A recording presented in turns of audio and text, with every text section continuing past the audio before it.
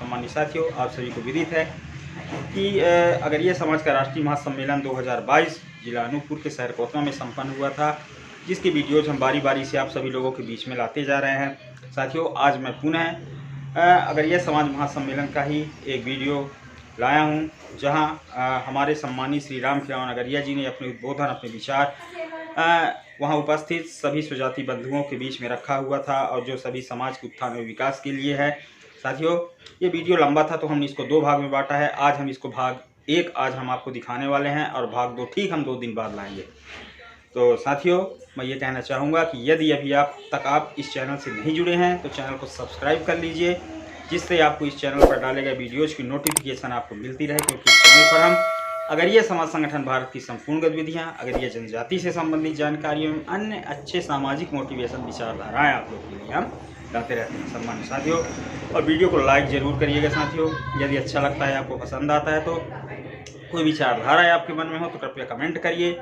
और साथियों, सबसे मुख्य बात, वीडियो को शेयर अवश्य करिए, क्योंकि यदि आप वीडियो को शेयर करते हैं तो एक संगठित समाज के निर्माण में आप अपनी भूमिका अदा कर सकते हैं, क्योंकि वीडियो लोगों तक पहुँचता है और लोग संगठन के साथ जुड़ते हैं। इसलिए साथियों, अगर ये समाज के उत्थान एवं विकास में, एक संगठित समाज के निर्माण में वीडियोज़ को आप शेयर करके अपनी भूमिका निभा सकते हैं।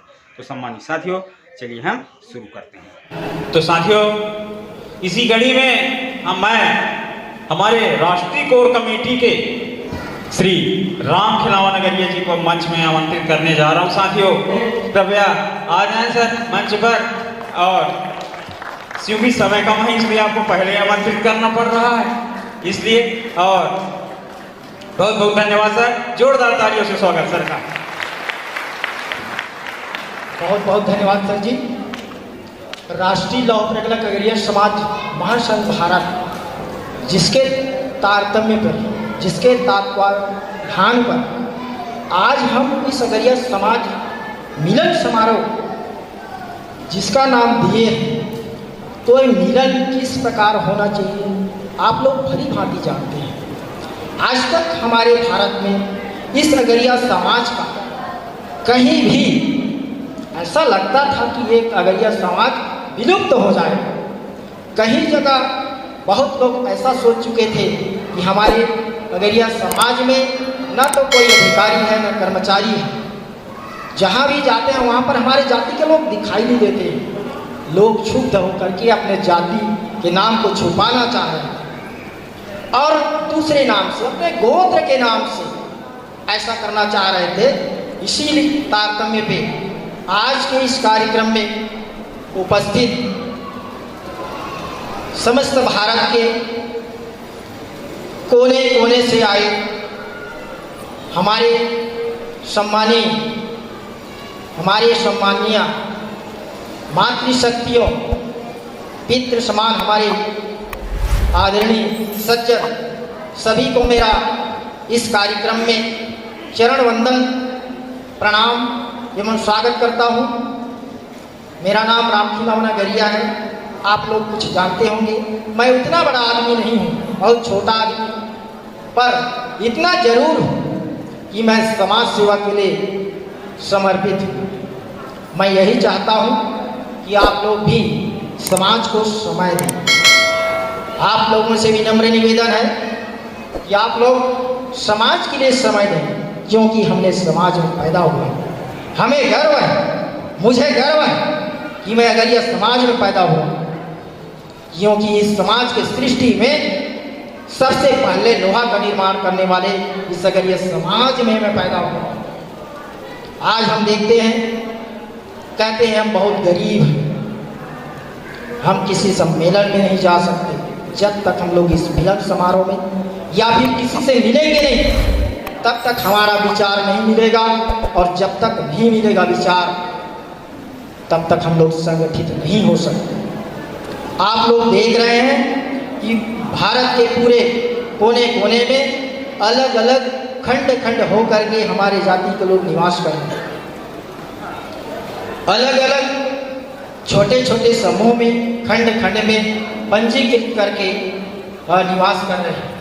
लेकिन अपने जो संवैधानिक अधिकार है, हमारे जाति का जो समस्याएं हैं, उसके निदान के लिए आज तक हमने कहीं पर भी जो कार्य हमें उस समस्या को सुलझाने के लिए करना चाहिए वो कार्य आज तक हमने नहीं कर पाया। क्यों? क्योंकि हम एक जिला लेवल पर काम करते थे। आज यह राष्ट्रीय लौह प्रगला खगड़िया समाज संगठन इस कोरोना काल का देन है, जिसमें हमारे समस्त नोडल अधिकारी, समस्त जिला अध्यक्ष, ये सभी लोगों का देन है, इन्हीं सभी लोगों का विचार है जो कि मैं इस मंच पर आकर के बोल रहा हूँ। आप समझिए, आप भी इस मंच पर आकर के बोल सकते हैं, आपका हौसला भी जायज होगा।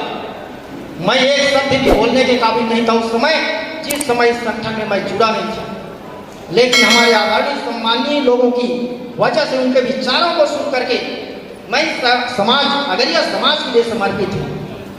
आप लोग को हमारे संचालक महोदय जी परिचय दे चुके हैं। मैं छोटी सी सा गवर्नमेंट जॉब में हूँ और 4 घंटे का मेहनत करने के बाद मैं आकर के समाज को समय देता हूँ। इसी प्रकार आप लोगों से मेरा निवेदन है, आप लोग इस समाज को समय जरूर दें। और दूसरी बात, अर्थ बिना व्यर्थ है, इस बात को भली भांति आप लोग जानते हैं। हर महीने हमारे इस अगरिया समाज में एक नियम बना हुआ है कि अंशदान जरूर करें, क्योंकि जब तक हमारा समाज में ये अंशदान या फिर फंड नहीं होगा तब तक हमारे समाज का विकास नहीं होगा। आज ये राष्ट्रीय लौह प्रगला खगड़िया समाज संगठन भारत इस समाज को, समाज के विकास और उत्थान के कार्य के लिए कर रहा है। हमने प्रत्येक जिले में, मध्य प्रदेश के हो, छत्तीसगढ़ के हो, पश्चिम बंगाल के हो, चाहे बिहार या झारखंड के हो या असम के हो, सभी जिलों में हमारे अगरिया समाज के जितनी भी समस्याएं हैं उसको सुलझाने के लिए, हमारे समाज के अगरिया लोगों के विकास और उत्थान के कार्य करने के लिए ये संगठन कार्य कर रहा है, जिसमें आप लोग सब लोग समाहित हैं। और हम चाहते हैं आप लोगों की सहयोग बहुत जरूरी है। हमने मिशन 2025 रखा है, राष्ट्रीय लौह प्रगला खगड़िया समाज संगठन जो है मिशन 2025 रखा है। इसमें हमने तरह तरह की कई योजनाएं बनाकर के लोगों को जोड़ने का प्रयास किया है। आप लोगों में 70% लोग जानते हैं कि गत मार्च महीने में हमारे इस मध्य प्रदेश और छत्तीसगढ़ में 18 जिले में, प्रत्येक जिले में हमारे नोडल अधिकारी जा करके अगरिया लोगों को जोड़ने का प्रयास किया और मार्च महीने में सभा का आयोजन करवाया और लोगों को जानकारी दिया राष्ट्रीय लौह प्रगला खगड़िया समाज संगठन भारत अगरिया समाज के लिए क्या करने वाला है। इस बात को सब लोगों को पहुंचाने का प्रयास किया। ठीक उसी तरह आप लोग जुड़े हैं, मेरा सभी से निवेदन है, आप लोग कहीं दूर जाने की जरूरत नहीं है।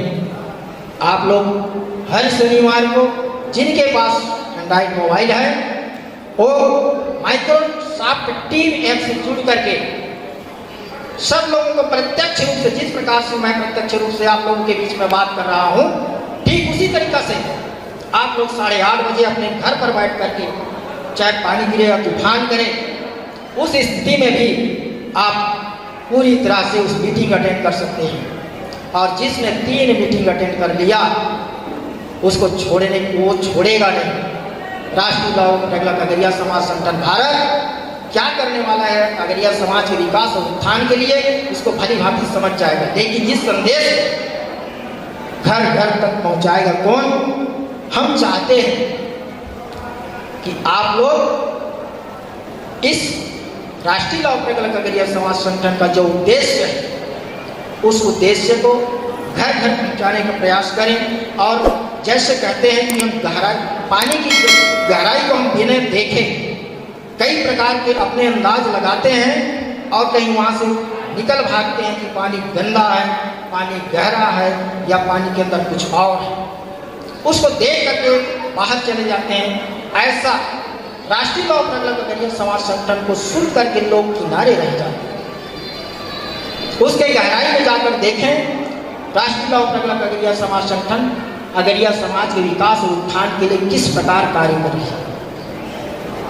चाहे वो दस्तावेजों की त्रुटि हो या सामाजिक समस्याएं हो, चाहे नशा मुक्ति के बारे से हो लोगों की शिक्षा के बारे से हो या अन्य समस्याएं, सारी समस्याओं के लिए हमारे आदरणीय लोगों के विचार से ये संगठन कार्य कर रहा है। सभी का विचार मिलता है, उसको हमारे संचालक महोदय और सभी कोर कमेटी के मेंबर से मिलकर के उस योजना को हम लोग आप लोगों के बीच में रखना चाहते हैं। हमने देखा कई जगह हम अपने बच्चों को रोज 3-4 रोटी खाते हैं, उसमें 3 कर दें और बच्चों को पढ़ाएं। जब तक हम पढ़ेंगे नहीं, हमारा समाज विकास नहीं करेगा। इसलिए हमारे बच्चों को पढ़ाना जरूरी है। दूसरी बात यह है कि हमारे समाज के बच्चों के नाम के सामने अगरिया लिखना बहुत जरूरी है। लोग शर्माते हैं, अगरिया लिखूंगा या अगरिया बोलेंगे तो मुझे बहुत बेकार है, ये सोच के कहीं अपना गोत्र लिखा रहे, इसमें हमारा समाज का नाम विलुप्त हो रहा है। इस बात को आप लोग सोचिए। इसलिए आप लोग बिल्कुल अपने बच्चों के नाम के सामने अगरिया जरूर लिखाइएगा, ये मेरा निवेदन है आप लोगों से। और हमारे जो बाबा अम्बेडकर हैं, जिन्होंने संविधान का निर्माण किया, उन्होंने कहा शिक्षा इसी शेरनी का दूध, जिसने पिया वो शेर की तरह दहाड़ा और जिसने ना पिया वो बकरी की तरह मन में आया। तो आप लोग सोच लीजिए, आज तक हमें उस चीज का मांग है, उस चीज की मांग है कि हमारे समाज में शिक्षा का स्तर कैसे बढ़े।